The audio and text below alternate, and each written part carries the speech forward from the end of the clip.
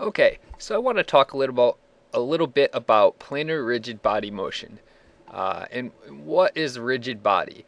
Well, first let's talk about that. Rigid body is if I have some some body and just say it has 2 points on it. We're just going to call it A and B.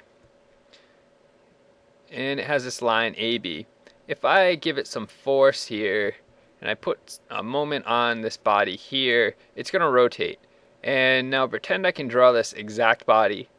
Uh, so when we have our points now A prime and B prime, the, they're going to be the same. It's just moved. It's just moved in space. So my line AB is going to be equal to my line A prime B prime. Nothing changes. This part has pretty much just moved from this position to this position. Now this is a rigid body. If I was dealing with a non-rigid body, this is what would happen in an exaggerated fashion. I'd have uh, the same body, and it would have a point A and B, and I'd have a force again, and I'd have a moment. And what would happen is the body would deform, and I'm just exaggerating it to show my point. So this point A and this point B, they're A prime and B prime, they're not the same as AB. So AB is not equal to A prime B prime. And pretty much with rigid body motion, we are going to constrain everything we look at to the rigid body assumption. So when we put the forces and the moments on it, the body's not changing geometry or anything. So the three types of movement that a rigid body can experience is translation, rotation about a fixed axis, and general planar motion. Translation is just if we have a rigid body and it moves to a new location and it stays in the same orientation. So AB is here, AB is right here. It can either move along a curved path or it can move in a straight line.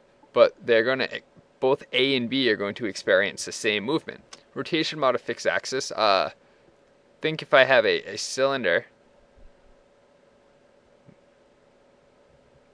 and this is the inside.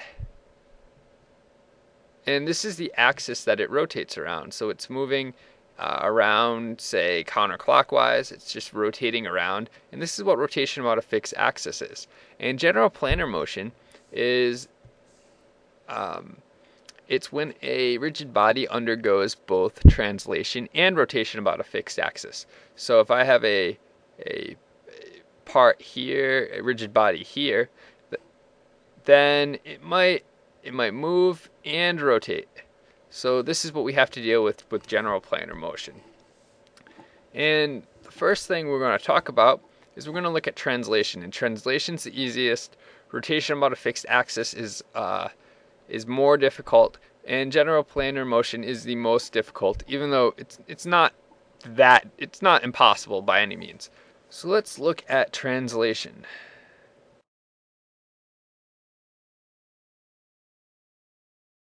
And so what translation is if I have this coordinate system, and this is just a point in space, a reference point in space, and I have this rigid body, and it has a point A on it and a point B on it. So here's B, here's A.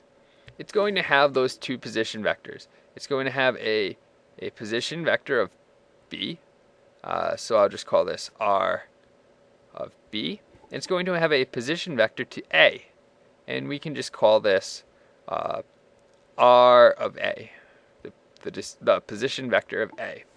Now, we can also relate the position of A and B with the position vector of B with respect to A. So this right here is going to be the position vector of B with respect to A. Now, with translation, if we look again and and this point has moved to a different point in space, it has not rotated at all. So even though its position vector might be different, its RB might now be here, and its RA might now be here.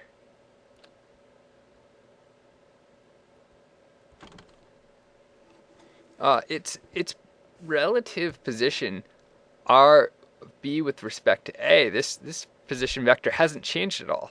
So the position vector of B with respect to A stays the same.